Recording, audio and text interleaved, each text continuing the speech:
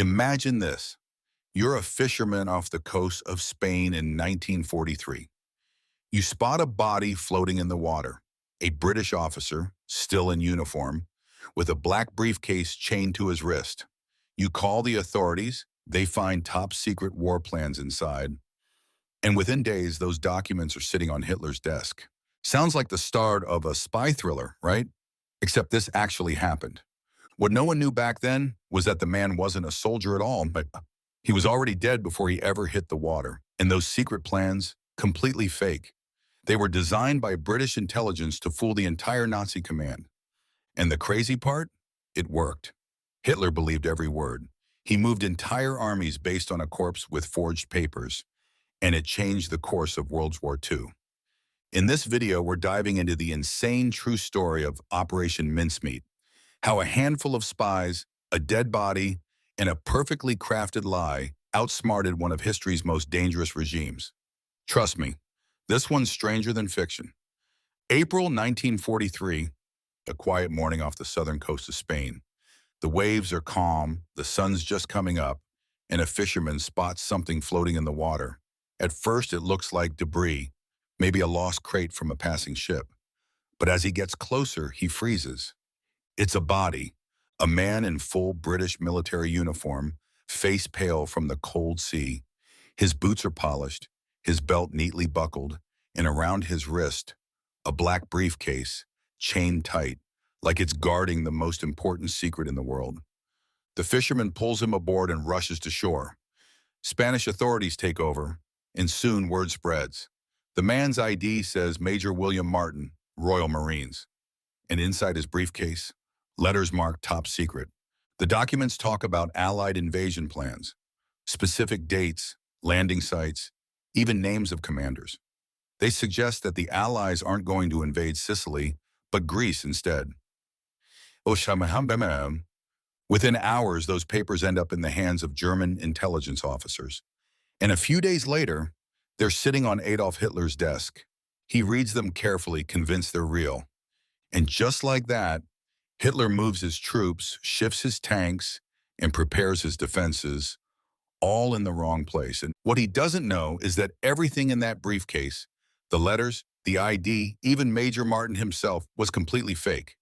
The man never existed. What the Germans had found wasn't a lucky discovery, it was bait. This was Operation Mincemeat, one of the boldest, most bizarre, and most successful deception operations of World War II.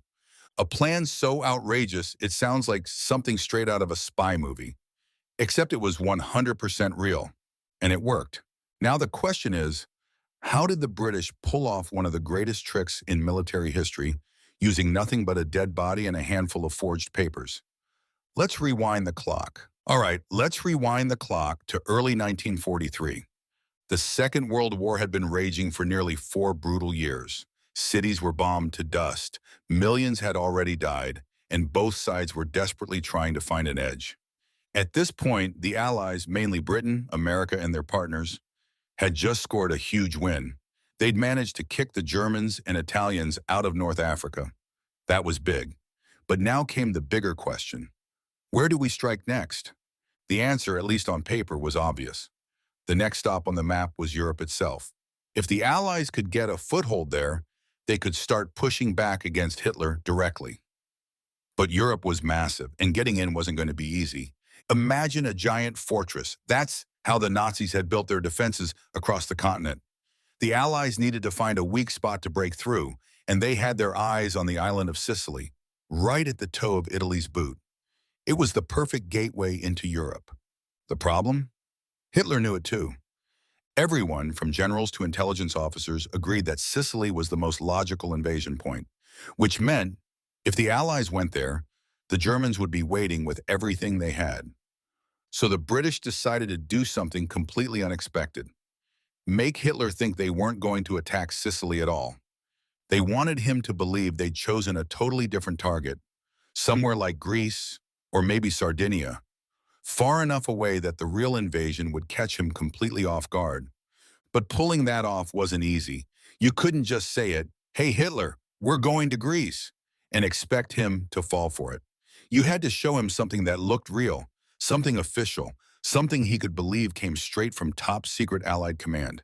And that's where the British intelligence units came in, particularly a small, secretive group working under the 20 Committee, named because the Roman numeral for 20 is double cross. These were the people responsible for running deception operations, planting false information, managing double agents, and feeding lies that sounded just true enough to work. Their job? Outsmart the Nazi intelligence machine. And here's the crazy part. By 1943, British intelligence had gotten really good at it. They were already running a network of double agents, German spies who'd secretly switched sides, feeding Hitler misinformation almost daily. But this time they needed something bigger, something physical, something undeniable. They needed proof that could be accidentally discovered and would seem too perfect to question. A document so convincing that the Germans would have no idea it was planted. And as wild as it sounds, that's where the idea of using a dead body came in. A body that would wash up on the shores of Spain, carrying fake documents about a fake invasion, and make Hitler move his troops in the wrong direction. It sounds insane, right? But that's exactly what made it brilliant.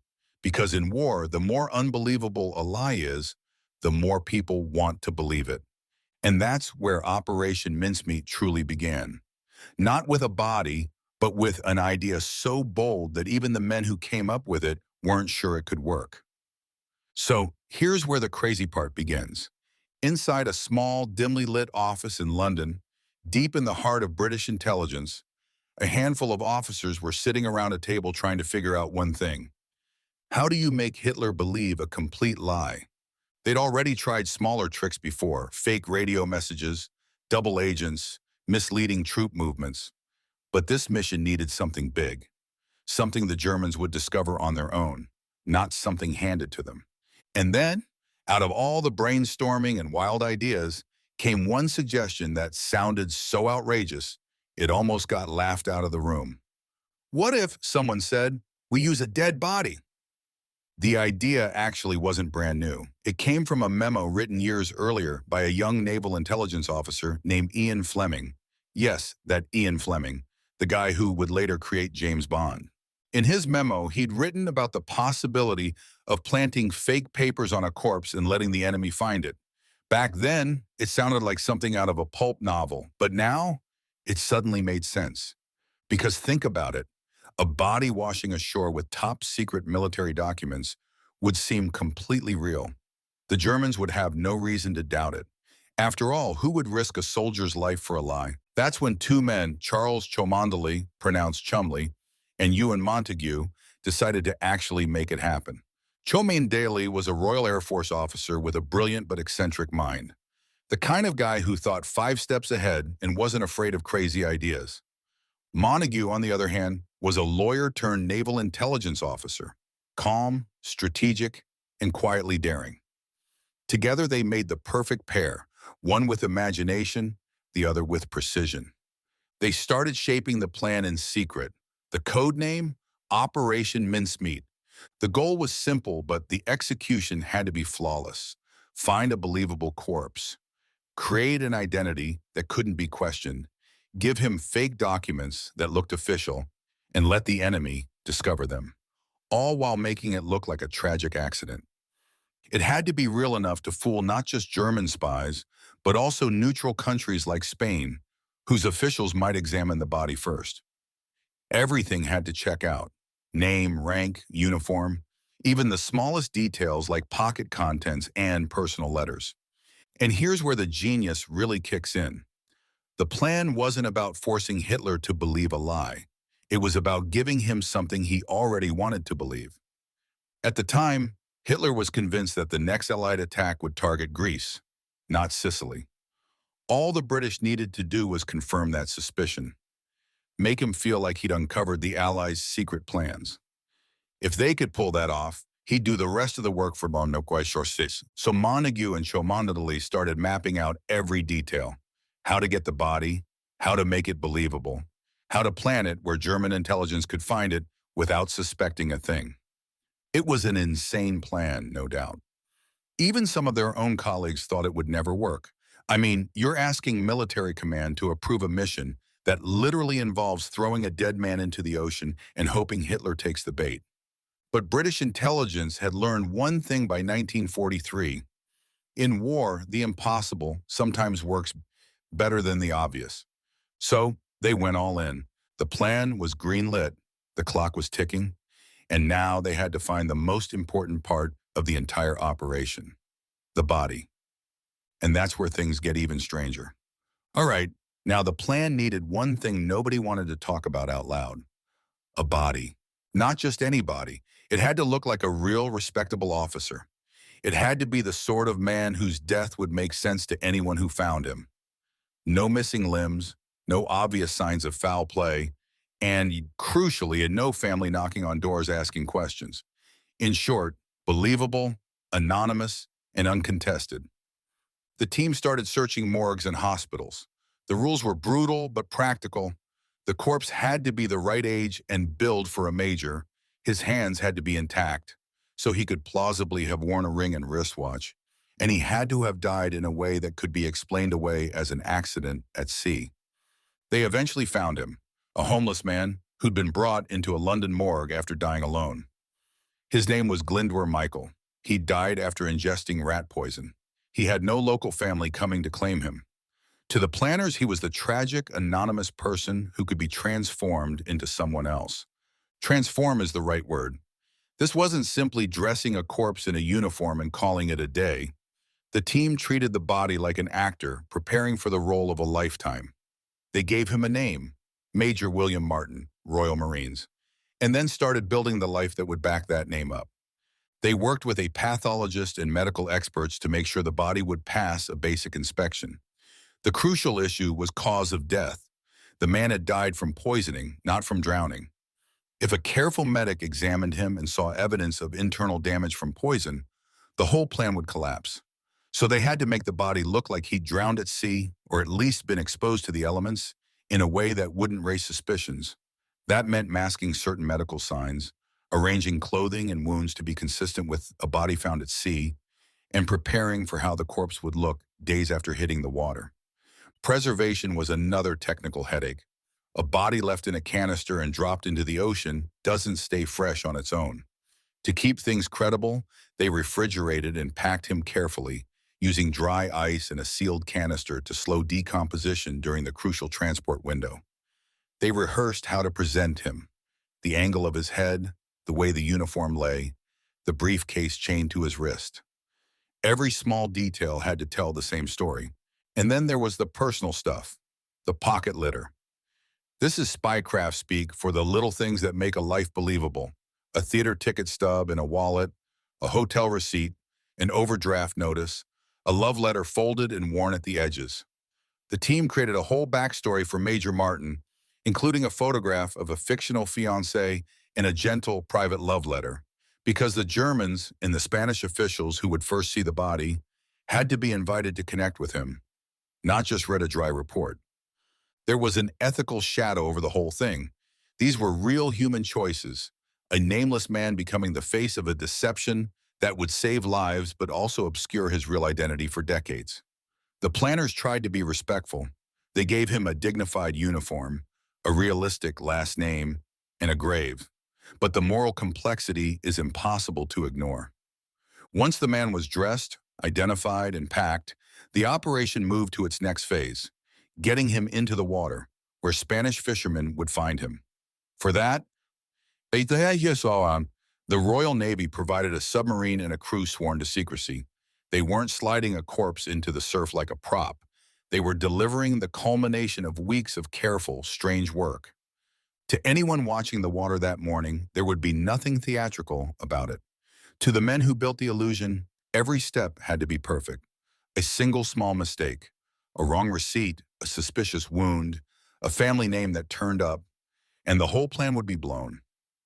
But when everything came together, it would look effortless. A sad, washed-up officer with a briefcase full of papers, the perfect bait.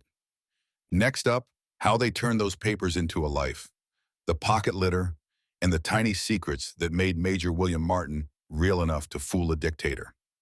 Once they had the body, the real work began, turning a nameless man into a living, or rather convincingly deceased person. This wasn't slapdash. It was careful, obsessive craft. The team knew the Germans wouldn't be fooled by one paper alone. If someone found a dead officer with a single letter, they might shrug. But if that officer carried a lifetime packed into his pockets, tickets, receipts, letters, a photograph, he would feel real. That's what made the difference between a suspicious find and an irresistible truth. So they built a life, piece by piece. First came the basics: an identity card, service records, and a letter from a superior officer, all written in the right official tone and stamped in the right places so they looked authentic at a glance. They created a paybook showing regular wages, a ration card, and the kind of small bureaucracy that nobody thinks to fake unless they want to be believed. Then they added the tiniest, most human details, what spies call pocket litter: a theater ticket stub folded at the corner, a hotel receipt from a seaside visit, a grocery list in a shaky hand. These were the crumbs that made the story believable. And they made sure the handwriting varied. Some notes in a man's block letters, others more personal and messy, because people don't keep life in one font. The forgers even roughed up paper edges, smudged ink, and bent corners, so everything looked worn and looked used. No one wants to question the authenticity of a damp, salt-creased receipt. It was manufacturing history at a microscopic level. The emotional anchor was the photograph and the love letter. They included a small black and white photo of a young woman, the fictional fiancée, folded into his wallet, in a short, intimate letter from her. The letter wasn't a novel, it was a quiet note you might keep in your pocket for comfort. Something like, "My dearest, I'll be counting the days until you come home. Don't stay out too late with the others. Remember the seaside at Margate? We'll go again when this is all over. All my love, Pam." That tiny private line did something huge. It humanized the man. Any official who opened the briefcase would see a soldier with a life, not just a file. The Spanish officials who first examined the body would recognize the gestures of an ordinary man, and the Germans who later read the papers would be more likely to accept them as genuine intelligence accidentally found. They thought of everything: a discreet photograph of a woman, a receipt from a tailor, because officers wear tailored uniforms, a note from a bank about an overdraft which hinted at real financial history, even a dentist's card tucked away in a wallet. Each item was a small confirmation. This was a person who lived, loved, and had obligations. The forgers also invented plausible names and addresses for friends and relatives, just enough to survive a quick inquiry, but not so much that a deep check would unravel things. That was deliberate. They needed things to be verifiable at a surface level and untraceable at depth. If a petty official glanced and moved on, the deception held. They even staged the wrongs and the corrects, small contradictions that made the story seem messy and lived in, because the real world is never perfectly consistent. A ticket dated 1 week before a hotel receipt? Fine. A slightly different signature on 2 cards? Human. These tiny irregularities removed the polished look of forgery and replaced it with the messy fingerprint of a real life. Behind the scenes, people who knew forgery techniques worked on the documents to match correct inks, paper type, and official stamps. People who understood naval procedure reviewed ranks and appointments. Medical experts advised on how a man recovered from poisoning might appear after days in the water. It was a team effort: writers, clerks, doctors, and artists, all creating the illusion together. That's also where the moral weight sits: a real man's body made into a story to save lives. The planners debated what name to give him, what details were respectful, and what could be sacrificed for the operation. They wrapped him in a uniform and a life that wasn't his, with the belief that the lie would spare many real people from fighting a bloodier, more deadly battle. When they finished, the briefcase wasn't just full of papers. It was a biography.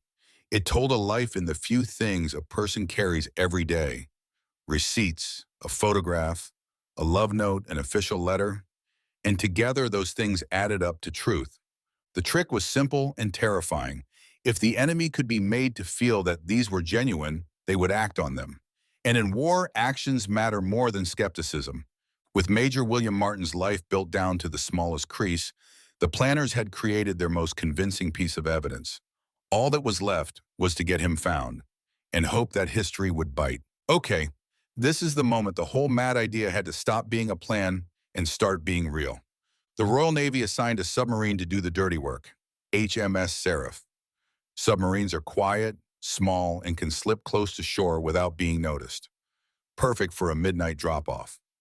The crew knew almost nothing about the bigger picture. Only a tight circle of officers and the men actually handling the body were in on the secret. Secrecy was everything. Why Spain? Because Spain was officially neutral, but parts of its government and military leaned toward Germany. That meant a body washing up on a Spanish beach would almost certainly be examined by local officials and then quietly examined by German agents. In other words, Spain was the perfect middleman, neutral enough to seem innocent, close enough to Nazi intelligence to make sure the documents reached the right eyes. The logistical details were oddly technical and strangely tender. The body, wrapped in a naval uniform and laid in a sealed canister, was packed with dry ice to slow decomposition. The briefcase was chained to the wrist so it couldn't float free, and inside were the forged letters and pocket litter that made the whole deception believable. Every inch of the package was arranged so that, once found, it left no obvious reasons to doubt it. On a moonless night, HMS Seraph approached the Spanish coast. You can picture it. The horizon a flat black line, the crew moving in hushed steps, the sea whispering against the hull. The officers handling the operation had rehearsed the drop, how far from shore to set the canister so the tide and currents would carry the body to a particular stretch of beach near Huelva, where local fishermen were likely to spot it. Timing mattered down to the hour. The moment came. In the small dinghy, the men eased the sealed canister over the rail and slipped quietly into the black water. They didn't toss it carelessly. This was a precise placement. Then they watched it go, the ripples swallowing the proof of a lie. Back aboard, the crew held their breath, then moved away as if nothing had happened. To anyone observing, it was just another submarine prowling the Atlantic. To these few men, it was the culmination of weeks of work. The plan depended on the ordinary: a fisherman, a net, a call to the authorities. A few days later, a local boat did find the body. They pulled him ashore, notified police, and the canister, the briefcase and its papers, entered a chain of custody that the British had anticipated. Spanish officials examined the documents. German intelligence learned of the find. The briefcase would be photographed, copied, and the relevant pages quietly sent up the chain to Berlin.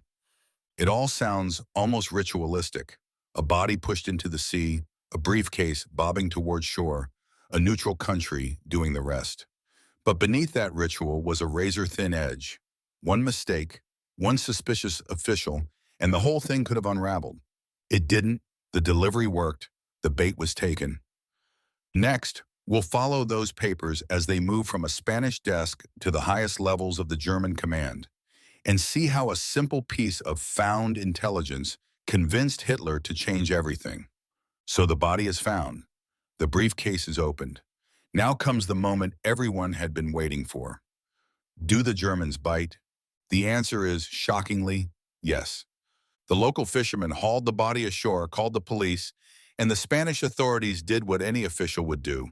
They cataloged the papers, they looked at the ID, and they treated it like a real intelligence find. Spain was officially neutral, but parts of its government had strong ties to Germany. That was the brittle hinge the British were counting on. Spanish officials quietly passed copies of the documents, the found invasion plans, to German intelligence. And the Germans examined them with all the seriousness of professional spooks. These weren't sloppy notes, they were carefully forged documents that read like internal Allied planning papers. They contained dates, units, and precise landing sites. They even included a letter from a senior officer implying that Sicily wasn't the target, Greece was.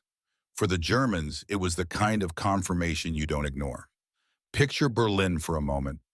Copies of the papers arrive on a desk, the men in gray uniforms read them, and alarms start to go off. Reports are sent up the chain. Commanders who had been worried about Sicily suddenly see a new, seemingly ironclad reason to station troops in Greece and Sardinia instead. Battleships are ordered to new positions, coastal defenses are reinforced, armored divisions that could have been bolstering Sicily are parked elsewhere. It's important to be clear about what's happening here. The Allies didn't force Hitler to move his forces. They gave him something he wanted to see, a smoking gun that confirmed his own fears.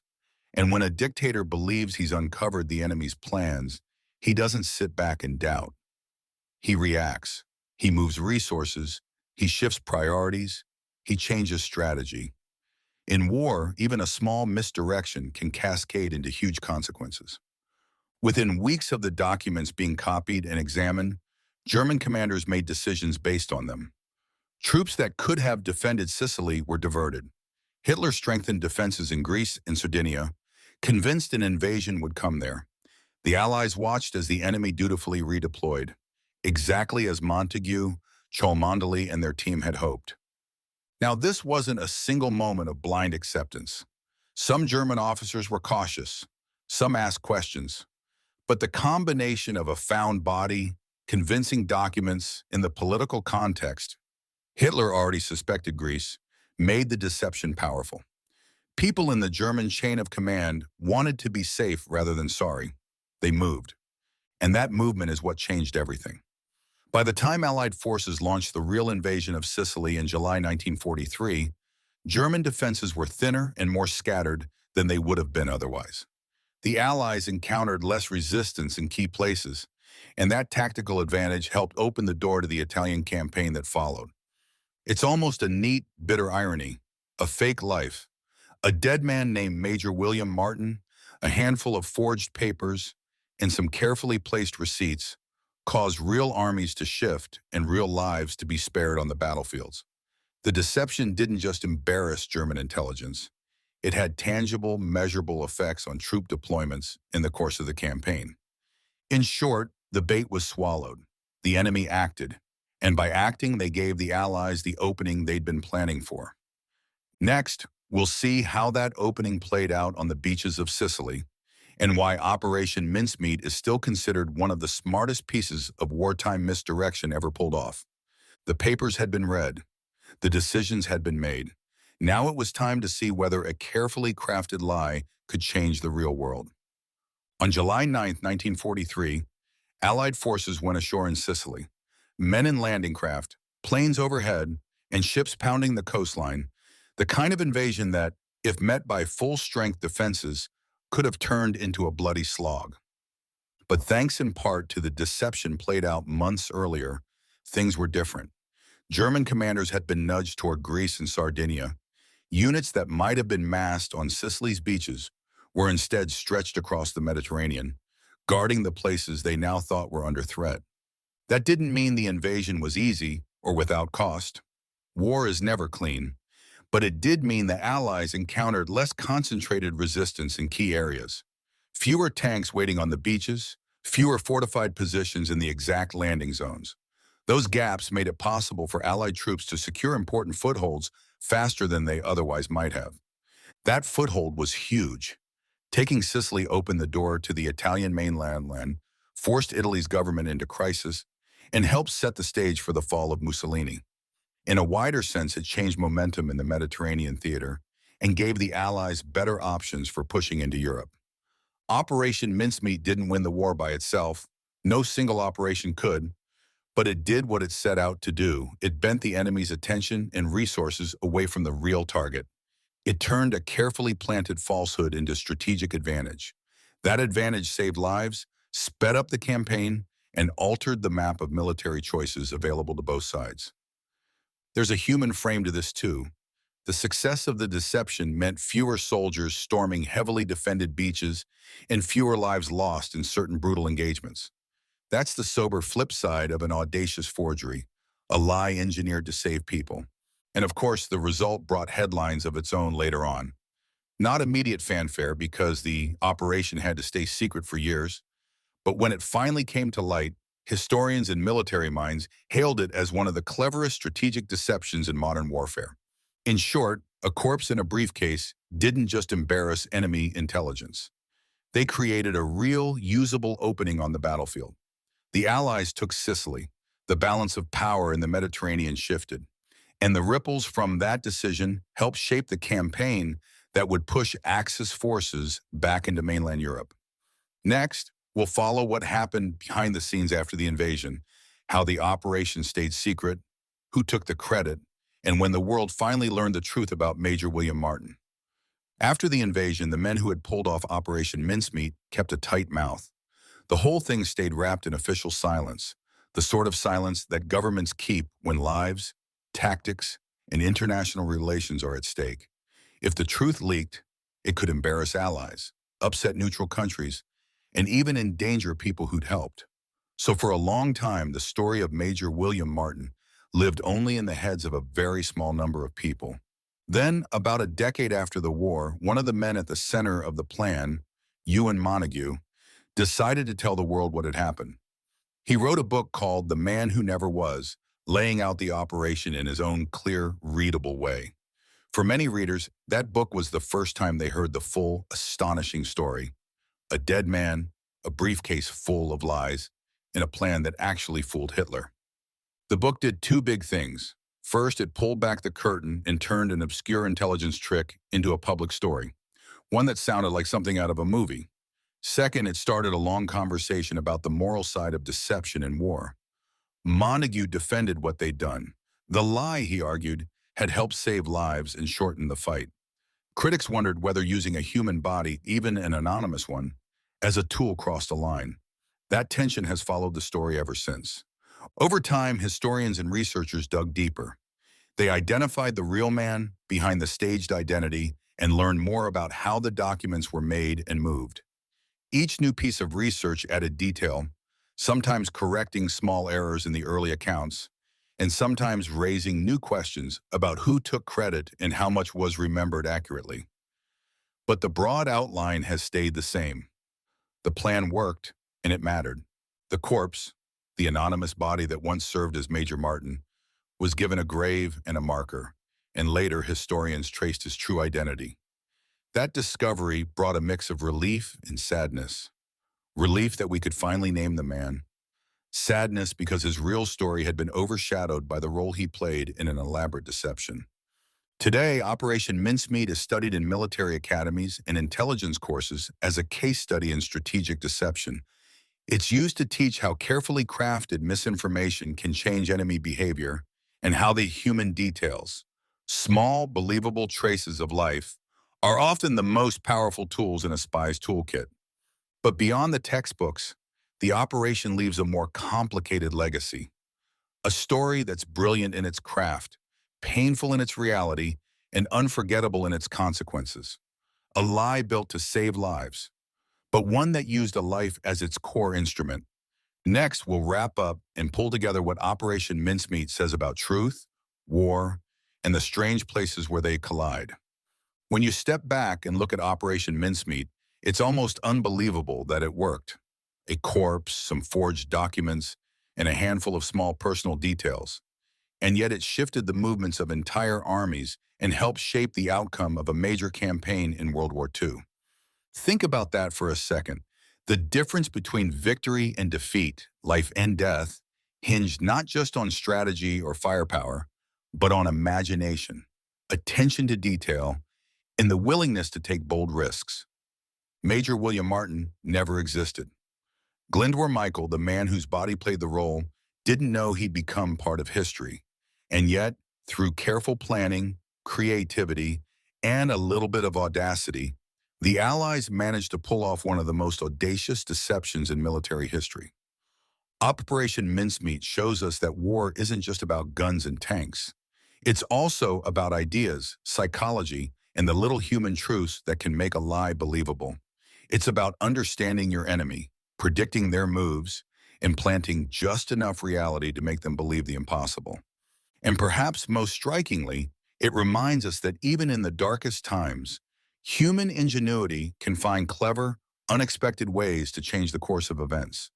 The story of a dead man who outwitted Hitler isn't just a tale of war.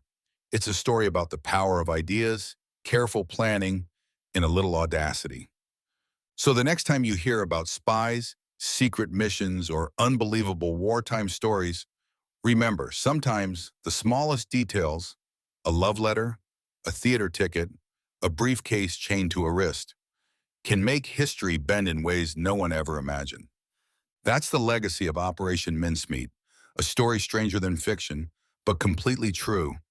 And now, when you think of deception, intelligence, or the delicate dance of war, you'll remember Major William Martin, the man who never was, and the extraordinary trick that helped tip the balance of World War II. If you enjoyed diving into this incredible story of spies, deception, and a corpse that outsmarted Hitler, make sure to hit that like button. It really helps us know you want more content like this. Don't forget to subscribe so you never miss another mind-blowing history story, and tap the bell icon to get notified the moment we drop a new video. Trust me, you won't want to miss what's coming next.